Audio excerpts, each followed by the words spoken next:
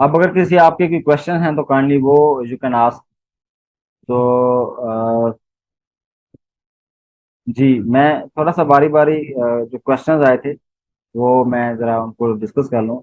उमर फारूक का क्वेश्चन आया था कि sir is it mandatory that we use Ubuntu और वर्चुअल मशीन और we can have dual boot. अच्छा, वैसे मैं रिकमेंड करूंगा कि आप डुअल बूट यूज ना करें, क्योंकि डुअल बूट में आपको एक सिंगल ही इन्वायरमेंट या सिंगल आपको अवेलेबल होगा सर्वर। सर्वर कह रहा हूँ, ऑपरेटिंग सिस्टम अवेलेबल होगा।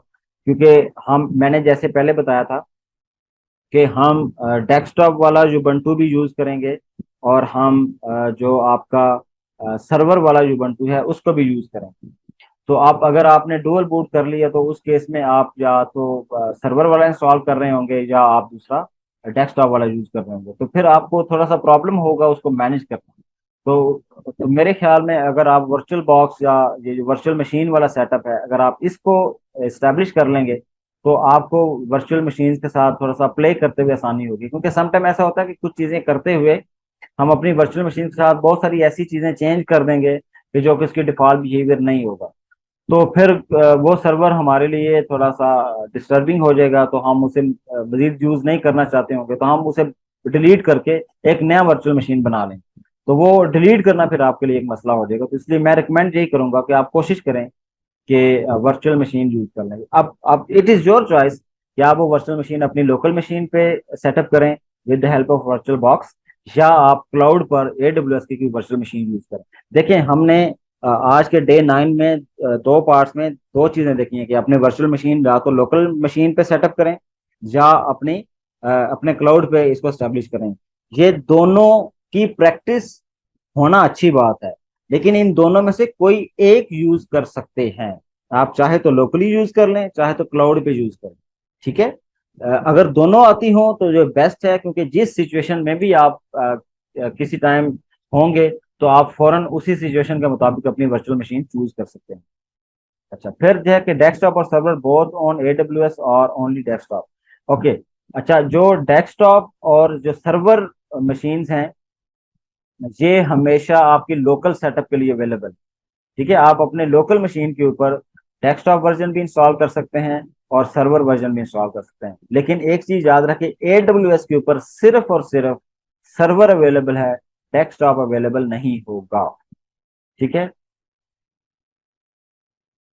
अच्छा, होम टास्क जो है वो दिखा दें। ठीक है जी। तो ये आपका सेकंड वाला होम टास्क है कि जो आपने जिसको परफॉर्म करना है कि इसके ऊपर आपने AWS के अकाउंट पर जाकर एक सर्वर सेटअप करना होगा, वर्चुअल मशीन सेटअप करनी होगी और कनेक्ट करके कुछ हल्की फुल्की अगर एक दो कमांड्स आप एग्जीक्यूट करके बना चेक कर लें कि वाकई आपकी मशीन काम कर रही है कि नहीं कर रही, तो बस आप ये कर सकते हैं।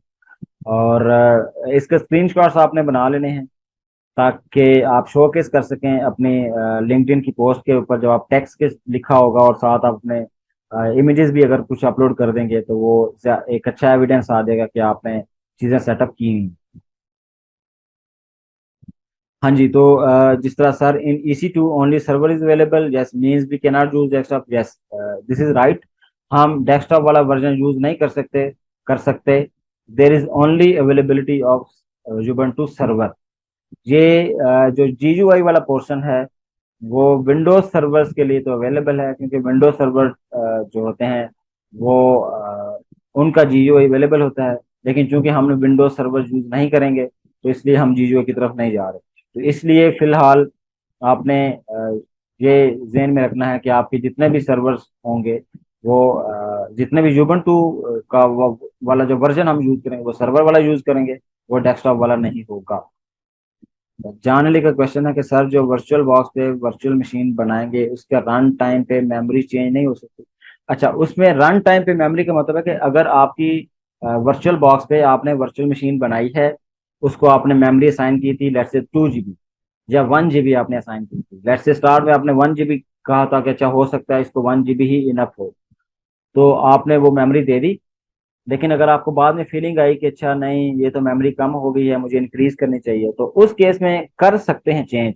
लेकिन वो चेंज करने के लिए ये करना होगा कि आपको अपनी जो वर्चुअल मशीन है उसको क्लोज करना होगा। ठीक है, पावर ऑफ करना होगा, बंद करना होगा। उसके बाद आप उसकी सेटिंग्स ओपन कर सकते हैं। तो उन सेटिंग्स में जाकर आप दोबारा से उसकी चीजें चेंज कर सकते हैं। मसलन मैं अगर आपको यहाँ दिखा सकें, तो ये जो हमने वर्चुअल बॉक्स बनाया था, लेट्स से ये नजर आ रही है ना आपको? आई होप नजर आ रही है।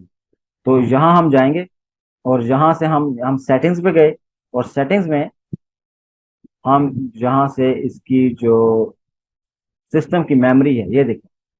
तो ये मेमोरी मैंने इसको 2 GB मेमोरी असाइन की थी, ये मैं इसको इंक्रीज या डिक्रीज कर सकता हूँ अकॉर्डिंगली।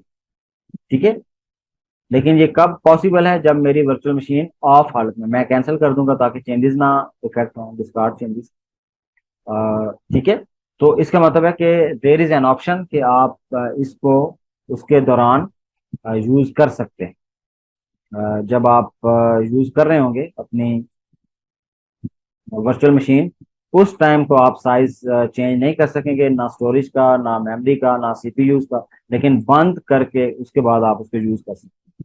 तो यस, आप हार्ड डिस्क की स्पेस भी चेंज कर सकते हैं, आप नंबर ऑफ सीपीयूज भी चेंज कर सकते हैं, और आप मेमोरी का साइज भी चेंज कर सकते हैं। जो तीनों जो हार्डवेयर रिसोर्सेज हैं, इनकी इनमें आप चेंजेस परफॉर्म कर सकते हैं।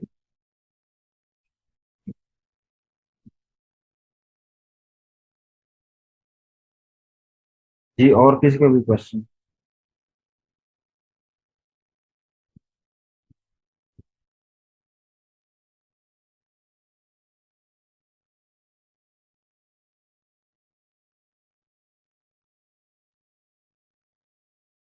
आई होप मजीद कोई क्वेश्चन नहीं है, तो फिर हम इस सेशन को क्लोज करते हैं।